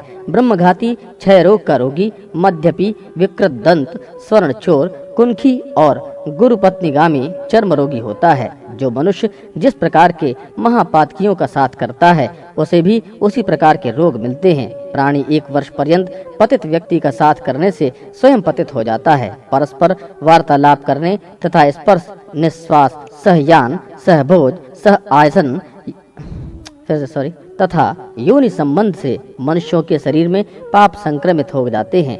दूसरे की स्त्री के साथ सहवास करने से और ब्राह्मण का धन चुराने से मनुष्य को दूसरे जन्म में अरण्य तथा निर्जन देश में रहने वाले ब्रह्म राक्षस की योनि प्राप्त होती है। रत्न की चोरी करने वाला निकृष्ट योनि में जन्म लेता है। जो मनुष्य वृक्ष के पत्तों और गंध की चोरी करता है, उसे छछूंदर की योनि में जाना पड़ता है। धान्य की चोरी करने वाला चूहा, यान चुराने वाला ऊंट तथा फल की चोरी करने वाला बंदर की योनि में जाता है। बिना मंत्रोच्चारण के भोजन करने पर कौवा, घर का सामान चुराने वाला गिद्ध, मधु की चोरी करने पर मधुमक्खी, फल की चोरी करने पर गिद्ध, गाय की चोरी करने पर गोह और अग्नि की चोरी करने पर बगुले की योनि प्राप्त होती है। स्त्रियों का वस्त्र चुराने पर श्वेत कुष्ठ और रस का अपहरण करने पर भोजन आदि में अरुचि हो जाती है। कांसे की चोरी करने वाला हंस दूसरे का धन हरण करने वाला अपस्मार रोगों से ग्रस्त होता है तथा गुरुहंता, क्रूर कर्मा, बौना और धर्म पत्नी का परित्याग करने वाला शब्द भेदी होता है। देवता और ब्राह्मण के धन का अपहरण करने वाला दूसरे का मांस खाने वाला पांडु रोगी होता है। भक्ष्य और अभक्ष्य का विचार न रखने वाला अगले जन्म में गंडमाला नाम का महारोग से पीड़ित होता है। जो दूसरे की धरोहर का अपहरण करता है, वह काना होता है। जो स्त्री के बल पर इस संसार में जीवन यापन करता है, वह दूसरे जन्म में लंगड़ा होता है। जो मनुष्य पति परायण अपनी पत्नी का परित्याग करता है, वह दूसरे जन्म में दुर्भाग्यशाली होता है। अकेला मिष्ठान खाने वाला वात गुल्म का रोगी हो जाता है। कोई व्यक्ति यदि किसी ब्राह्मण पत्नी के साथ सहवास करे तो श्रृंगाल, शैया का हरण करने वाला दरिद्र, वस्त्र का हरण करने वाला पतंग होता है। मात्सर्य दोष से युक्त होने पर प्राणी जन्मांध, दीपक चुराने वाला कपाली होता है। मित्र की हत्या करने वाला उल्लू होता है। पिता आदि श्रेष्ठ जनों की निंदा करने से प्राणी क्षय का रोगी होता है। असत्यवादी, हकला कर बोलने वाला और झूठी गवाही देने वाला जलोदर रोग से पीड़ित होता है। विवाह में विघ्न पैदा करने वाला पापी मच्छर की योनि में जाता है। यदि कदाचित उसे पुनः मनुष्य की योनि प्राप्त भी होती है तो उसका ओठ कटा होता है। जो मनुष्य चतुष्पद पर मल मूत्र का परित्याग करता है, वह वृषल अपशुद्र होता है। कन्या को दूषित करने वाले प्राणी को मूत्र, कृच्छ और नपुंसकता का विकार होता है। जो वेद बेचने का अधर्म करता है, वह व्याघ्र होता है। आयाज्य का यज्ञ करने वाले को सुअर की योनि प्राप्त होती है। अभक्ष्य भक्षण करने वाला व्यक्ति बिलौटा और वनों को जलाने वाला व्यक्ति खगोत जुगनू होता है। बासी और निषिद्ध भोजन करने वाले को कृमि तथा मात्सर्य दोषों से युक्त प्राणी को भ्रमण की योनि मिलती है। घर आदि में आग लगाने वाला कोढ़ी और आदित्य का उदान करने से मनुष्य बैल होता है। गायों की चोरी करने पर सर्प तथा अन्न की चोरी करने पर प्राणी को अजीर्ण रोग होता है। जल की चोरी करने पर मछली, दूध की चोरी करने से बालिका का और ब्राह्मण को दान में बासी भोजन देने से कुबड़े की योनि प्राप्त होती है। हे परीक्षित, जो मनुष्य फल चुराता है उसकी संतति मर जाती है। बिना किसी को दिए अकेले ही भोजन करने वाला व्यक्ति दूसरे जन्म में संतानहीन होता है। संन्यास आश्रम का परित्याग करने वाले व्यक्ति आरूढ़ पतित और पिशाच होता है। जल की चोरी करने से चातक और पुस्तक की चोरी करने से प्राणी जन्मांध होता है। ब्राह्मणों को देने की प्रतिज्ञा करके जो नहीं देते उन्हें सियार की योनि प्राप्त होती है। झूठी निंदा करने वाले लोगों को कछुए की योनि प्राप्त करना पड़ता है। फल बेचने वाला दूसरे जन्म में भाग्यहीन होता है। जो ब्राह्मण शूद्र कन्या से विवाह कर लेता है वह भेड़िए की योनि को प्राप्त करता है। अग्नि को पैर से स्पर्श करने पर प्राणी बिलौटा और जीवों का मांस खाने पर रोगी होता है। जो मनुष्य जल के स्रोत को विनष्ट करता है वे मछली होते हैं। जो लोग भगवान हरि की कथा और साधु जनों की प्रशस्ति नहीं सुनते उन मनुष्यों को कर्णमूल रोग होते हैं। जो व्यक्ति पराये के मुख में स्थित अन्न का अपहरण कर लेते हैं वे मंद बुद्धि होते हैं। जो देव पूजन में प्रयुक्त होने वाले पात्रादिक उपकरणों का अपहरण करते हैं उसे गंडमाला रोग होता है। दंभ के वशीभूत होकर के जो प्राणी धर्माचरण करता है उसको गज चर्म का रोग होता है। विश्वघाती मनुष्य के शरीर में शिरोरति रोग होता है। शिव के धन और निर्माल्य का सेवन करने वाला व्यक्ति शिशन पीड़ा से ग्रस्त होता है। स्त्रियां पापी की भागनी होती हैं और उन्हें इन्हीं जंतुओं के भारिया होना पड़ता है। उक्त कर्मों के कुफल से प्राप्त नरक का भोग करने के बाद मनुष्य इन्हीं सब योनियों में प्रविष्ट करता है, ऐसा निश्चय समझना चाहिए। हे खगपते, जिस प्रकार इस संसार में नाना भांति के द्रव्य विद्यमान हैं, उसी प्रकार प्राणियों की विभिन्न जातियां भी हैं। वे सभी अपने अपने विभिन्न कर्मों के प्रतिफल स्वरूप में सुख दुख एवं नाना योनियों का भोग करते हैं। तात्पर्य यही है कि प्राणी को शुभ कर्म करने से शुभ फल की प्राप्ति होती है और अशुभ कर्म करने से अशुभ फल की प्राप्ति होती है। नरकों का स्वरूप, नरकों में प्राप्त होने वाली विविध यातनाएं तथा नरक में गिराने वाले कर्म एवं जीव की शुभाशुभ गति। श्री सूत जी ने कहा, पूछे गए अपने प्रश्नों का सम्यक उत्तर सुनकर पक्षीराज गरुड़ अतिशय आह्लादित होकर भगवान विष्णु से नरक के स्वरूपों को जानने की इच्छा प्रकट की। गरुड़ ने कहा, हे उपेंद्र, आप मुझे उन नरकों का स्वरूप और भेद बताएं जिनमें जाकर पापी जन अत्यधिक दुख भोगते हैं। श्री भगवान ने कहा, हे अरुण के छोटे भाई गरुड़, नरक तो हजारों की संख्या में हैं, सभी को विस्तृत रूप से बताना संभव नहीं है, अतः मैं मुख्य मुख्य नरकों का वर्णन कर रहा हूँ। हे पक्षीराज, तुम मुझसे यह जान लो कि रौरव नाम के नरक अन्य सभी की अपेक्षा प्रधान हैं। झूठी गवाही देने वाले और झूठ बोलने वाले व्यक्ति रौरव नाम के नरक में जाते हैं। इसका विस्तार 2000 योजन है। जांग भर की गहराई में वहाँ दुस्तर गड्ढा है। दहकते हुए अंगारों से भरा हुआ वह गड्ढा पृथ्वी के समान बराबर समतल भूमि जैसा दिखता है। तीव्र अग्नि से वहाँ की भूमि तप्ता अंगार जैसी होती है। उसमें यम के दूत पापियों को डाल देते हैं। उस जलती हुई अग्नि में संतप्त होकर पापी उसी में इधर उधर भागता है। उसके पैर में छाले पड़ जाते हैं तो फूटकर बहने लगते हैं। रात दिन वह पापी यहाँ वहाँ पैर उठाकर चलता है। इस प्रकार जब वह 1000 योजन तक उस नरक का विस्तार पार कर लेता है तब उसे पाप की शुद्धि के लिए उसी प्रकार से दूसरे नरक में भेजा जाता है। हे पक्षिन, जब इस प्रकार मैंने तुम्हें रौरव नाम की प्रथम नरक की बात बता दी, अब तुम महारौरव नाम के नरक की बात सुनो। वहाँ नरक 5000 योजन में फैला हुआ है। वहाँ की भूमि तांबे के समान वर्ण वाली है। उसके नीचे अग्नि जलती रहती है। वहाँ भूमि विद्युत प्रभा के समान कांतिमान है। देखने में वह पापी जन को महाभयंकर प्रतीत होती है। यमदूत पापी व्यक्ति के हाथ पैर बांधकर उसी में लुढ़का देते हैं और वहाँ लुढ़कता हुआ उसी में चला जाता है। मार्ग में कौगा, बगुला, भेड़िया, उलूक, मच्छर और बिच्छू आदि जीव जंतु क्रोधातुर होकर उसे खाने के लिए तत्पर रहते हैं। वह उस जलती हुई भूमि एवं भयंकर जीव जंतुओं के आक्रमण से इतना संतप्त हो जाता है कि उसकी बुद्धि ही भ्रष्ट हो जाती है। वह घबराकर चिल्लाने लगता है तथा बार बार उस कष्ट से बेचैन हो उठता है। वहाँ उसको कहीं पर भी शांति प्राप्त नहीं होती। इस प्रकार उस नरक लोक के कष्ट को भोगते हुए पापी के जब हजारों वर्ष बीत जाते हैं तब कहीं जाकर मुक्ति प्राप्त होती है। इसके बाद जो नरक है उसका नाम है अतिशीत। वह स्वभावतः अत्यंत शीतल है। महारौरव नरक के समान ही उसका भी विस्तार बहुत लंबा है। वह गहन अंधकार से व्याप्त है। असहाय कष्ट देने वाले यमदूतों के द्वारा पापी जन लाकर वहां बांध दिए जाते हैं। अतः वे एक दूसरे का आलिंगन करके वहां भी भयंकर ठंडक से बचने का प्रयास करते हैं। उनके दांतों में कटकटाहट होने लगती है। हे पक्षीराज, उनका शरीर वहाँ की उस ठंडक से कांपने लगता है। वहाँ भूख प्यास बहुत अधिक लगती है। इसके अतिरिक्त भी अनेक कष्टों का सामना उन्हें वहाँ करना पड़ता है। वहाँ हिमखंड का वहन करने वाली वायु चलती है जो शरीर की हड्डियों को तोड़ देती है। वहाँ के प्राणी भूख से त्रस्त होकर मज्जा, रक्त और गल रही हड्डियों को खाते हैं। परस्पर भेंट होने पर वे सभी पापी एक दूसरे का आलिंगन कर भ्रमण करते रहते हैं। इस प्रकार उस तामसावृत नरक में मनुष्य को बहुत से कष्ट झेलने पड़ते हैं। हे परीक्षित, जो व्यक्ति अनन्य संख्यक पाप करता है वह इस नरक के अतिरिक्त निकृंतन नाम से प्रसिद्ध दूसरे नरक में जाता है। हे खगेंद्र, वहाँ अनवरत कुंभाकार में चक्र के समान चक्र चलते रहते हैं, जिनके ऊपर पापी जन को खड़ा करके यम के अनुचरों के द्वारा अंगुलियों में स्थित काल सूत्र में उनके शरीर को पैर से लेकर शिरोभाग तक छेदा जाता है, फिर भी उनका प्राणांत नहीं होता। इसमें शरीर के सैकड़ों भाग टूट टूट कर छिन्न भिन्न हो जाते हैं और पुनः इकट्ठे हो जाते हैं। इस प्रकार यमदूत पाप कर्मियों को वहाँ हजारों वर्ष तक चक्कर लगवाते रहते हैं। जब सभी पापों का विनाश हो जाता है तब कहीं जाकर उन्हें उस नरक से मुक्ति प्राप्त होती है।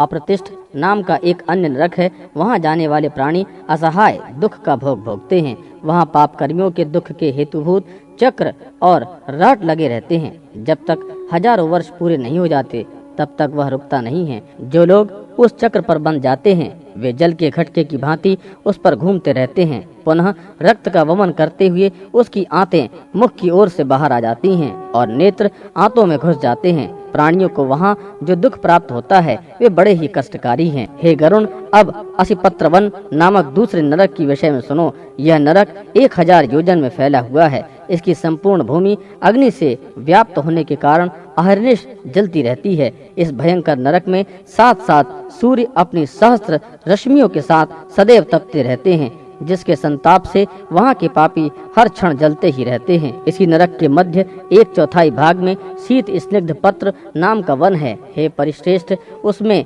वृक्षों से टूटकर गिरे फल और पत्तों के ढेर में लगे रहते हैं। मांसाहारी बलवान कुत्ते उसमें विचरण करते रहते हैं। वे बड़े बड़े मुख वाले, बड़े बड़े दांत वाले तथा व्याघ्र की तरह महाबलवान होते हैं। अत्यंत शीत एवं छाया से व्याप्त उस नरक को देखकर भूख प्यास से पीड़ित प्राणी दुखी होकर करुण क्रंदन करते हुए वहां जाते हैं।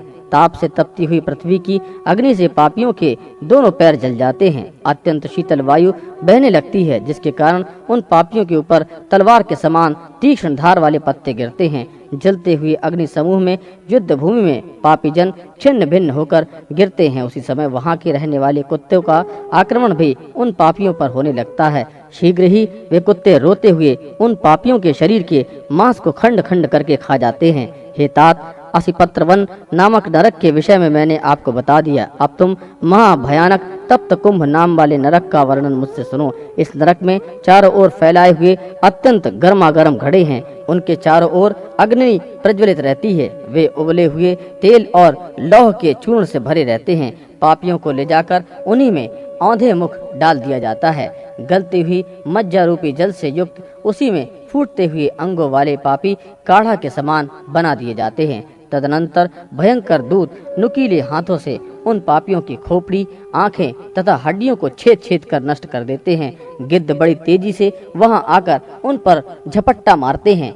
उन उबलते हुए पापियों को अपनी चोट से खींचते हैं और फिर उसी में छोड़ देते हैं। उसके बाद यमदूत उन पापियों के सिर, स्नायु, द्रवीभूत मांस, त्वचा आदि को जल्दी जल्दी करछुल से उसी तेल में घुमाते हुए उन महापापियों का काढ़ा बना डालते हैं। हे पक्षिन, उस तप्त कुंभ जैसा है उस बात को मैंने विस्तार पूर्वक तुम्हें बता दिया।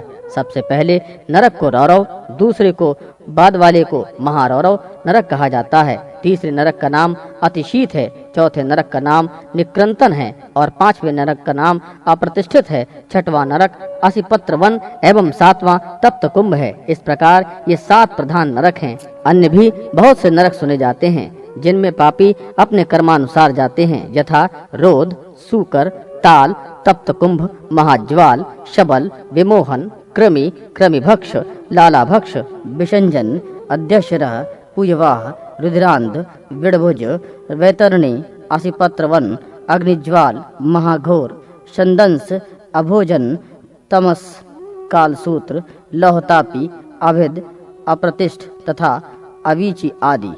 ये सभी नरक यम के राज्य में स्थित हैं। पापी जन पृथक पृथक रूप से उनमें जाकर गिरते हैं। रौरव आदि सभी नरकों की अवस्थिति इस पृथ्वीलोक में नीचे मानी गई है। जो मनुष्य गौओं की हत्या, भ्रूण हत्या और आग लगाने का दुष्कर्म करते हैं वह रोध नाम की नरक में गिरते हैं। जो ब्रह्मघाती, मद्यपी तथा सोने की चोरी करता है वह सूकर नाम के नरक में गिरता है। क्षत्रिय और वैश्य की हत्या करने वाला ताल नाम के नरक में जाता है।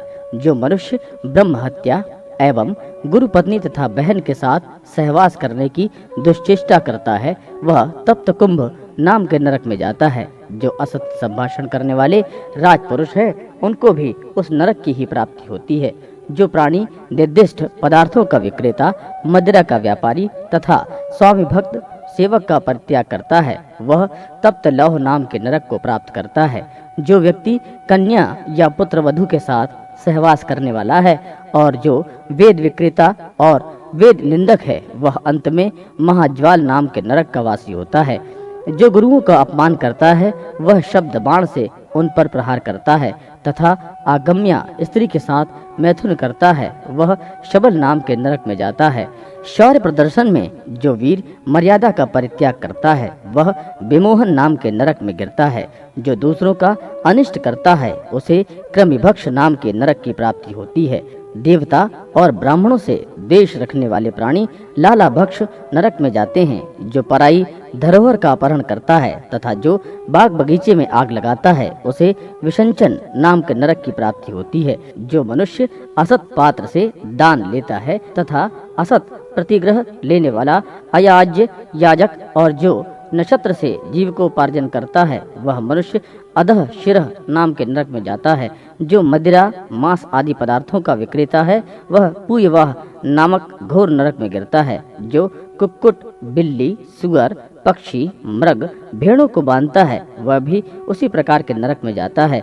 जो ग्रहदाही है और जो विषदाता है, जो कुंडाशी है और जो सोम विक्रेता है, जो मद्यापी है और जो मांस भोजी है तथा जो पशु हंता है वह व्यक्ति रुधिरांध नाम के नरक में जाता है। ऐसे विद्वानों का अभिमत है एक ही पंक्ति में बैठे हुए किसी प्राणी को धोखा देकर जो लोग विष खिला देते हैं उन सभी को विषडभुज नाम का घोर नरक प्राप्त होता है।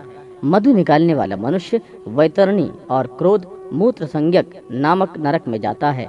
अपवित्र और क्रोधी व्यक्ति असिपत्रवन नाम के नरक में जाता है। मृगों का शिकार करने वाला व्याघ्र अग्निज्वाल नामक नरक में जाता है जहाँ उसके शरीर को नोच नोच कर कौवे खाते हैं। यज्ञ कर्म में दीक्षित होने पर जो व्रत का पालन नहीं करता उसे उस पाप से संदश नरक में जाना पड़ता है। यदि स्वप्न में भी सन्यासी या ब्रह्मचारी स्खलित हो जाए तो वह अभोजन नाम के नरक में जाता है। जो लोग क्रोध और हर्ष से भरकर वर्णाश्रम धर्म के विरुद्ध कर्म करते हैं उन सबको नरक लोक की प्राप्ति होती है। सबसे ऊपर भयंकर गर्मी से संतप्त रौरव नाम के नरक है। उसके नीचे अत्यंत दुखदायी महारौरव है। उस नरक के नीचे शीतल और उस नरक के नीचे तामस नाम का नरक माना गया है। इस प्रकार बताते गए क्रम से अन्य नरक भी नीचे ही हैं। इस नरक लोकों के अतिरिक्त भी सैकड़ों नरक हैं जिसमें पहुंचकर पापी प्रतिदिन पकता है, जलता है, गलता है, विदीर्ण होता है, चूर्ण किया जाता है, गीला होता है, क्वाथ बनाया जाता है, जलाया जाता है और कहीं वायु से प्रताड़ित किया जाता है। ऐसे नरकों में एक दिन 100 वर्ष के समान होते हैं। सभी नरकों से भोग भोगने के बाद पापी तिर्यक योनि में चला जाता है। तत्पश्चात उसको कृमि, कीट, पतंग, स्थावर तथा एक खुर वाले गधे की योनि प्राप्त होती है। तदनंतर मनुष्य जंगली हाथी आदि की योनि में जाकर गौ की योनि में पहुंचता है। हे करुण, गधा, घोड़ा, खच्चर, गौर, मृग, शरभ और चमरी ये 6 योनियां एक खुर वाली होती हैं। इसके अतिरिक्त बहुत सी पापाचार योनियां भी हैं जिनमें जीवात्मा को कष्ट भोगना पड़ता है।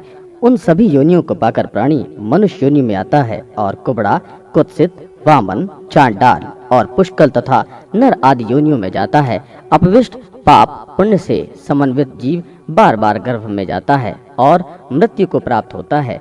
उन सभी पापों के समाप्त हो जाने के बाद प्राणी को शूद्र, वैश्य तथा क्षत्रिय आदि को आरोहणी योनि प्राप्त होती है। कभी कभी वह सत्कर्म से ब्राह्मण, देव और इंद्रादि के पद पर भी पहुंच जाता है। हे गरुण, यम द्वारा निर्दिष्ट योनि में पुण्य गति प्राप्त करने से जो प्राणी सफल हो जाते हैं, वे सुंदर सुंदर गीत गाते हैं, वाद्य बजाते हैं और नृत्यादि करते हुए प्रसन्नचित से गंधर्वों के साथ अच्छे से अच्छे हार, नूपुर आदि नाना प्रकार के आभूषणों से युक्त, चंदन आदि के दिव्य सुगंध और पुष्पों के हार से सुवासित एवं अलंकृत चमचमाते हुए विमान में स्वर्गलोक को जाते हैं। पुण्य समाप्ति के पश्चात जब वे पुनः वहां से पृथ्वी पर आते हैं तो राजा अथवा महात्माओं के घर में जन्म लेकर सदाचार का पालन करते हैं। समस्त भोगों को प्राप्त करके पुनः स्वर्ग को प्राप्त करते हैं, अन्यथा पहले के समान आरोहिणी योनि में जन्म लेकर दुख भोगते हैं। मृत्युलोक में जन्म लेने वाले प्राणी का मरना तो निश्चित ही है। पापियों का जीव अधो मार्ग से निकलता है। तदनंतर पृथ्वी तत्व में पृथ्वी, जल तत्व में जल, तेज तत्व में तेज, वायु तत्व में वायु, आकाश तत्व में आकाश तथा सर्वव्यापी मन चंद्रमा में जाकर विलीन हो जाता है। हे गरुण, शरीर में काम, क्रोध तथा पंचेंद्रियां हैं। इन सभी को शरीर में रहने वाले चोरों की संज्ञा दी गई है। काम, क्रोध और अहंकार नाम के विकार भी उसी में रहने वाले चोर हैं। उन सभी का नायक मन है। इस शरीर का संहार करने वाला काल है और जो पाप तथा पुण्य से जुड़ा हुआ है। जिस प्रकार घर के जल जाने पर व्यक्ति अन्य घर की शरण लेता है, उसी प्रकार पंचेंद्रियों से युक्त जीव इंद्रियाधिष्ठात देवताओं के साथ शरीर का परित्याग कर नए शरीर में प्रविष्ट हो जाता है। शरीर में रक्त, मज्जादि 7 धातुओं से युक्त यह षटकौशिक शरीर है। सभी प्राण, अपान आदि पंचवायु, मल मूत्र, व्याधियां, पित्त, श्लेष्म, मज्जा, मांस, मेदा, अस्थि, शुक्र और स्नायु, ये सभी शरीर के साथ ही अग्नि में जलकर भस्म हो जाते हैं। हे तार्यक्ष, प्राणियों के विनाश को मैंने तुम्हें बता दिया। अब उनके इस शरीर का जन्म पुनः कैसे होता है, उसको भी मैं तुम्हें बता रहा हूँ। यह शरीर नसों से आबद्ध, श्रोत्रादिक इंद्रियों से युक्त और 9 द्वारों से समन्वित है। यह सांसारिक विषय वासनाओं के प्रभाव से व्याप्त, काम, क्रोध आदि विकार से समन्वित, राग द्वेष से परिपूर्ण तथा तृणा नामक भयंकर चोर से युक्त है। यह लोभ रूपी जाल में फंसा हुआ और मोह रूपी वस्त्र से ढका हुआ है।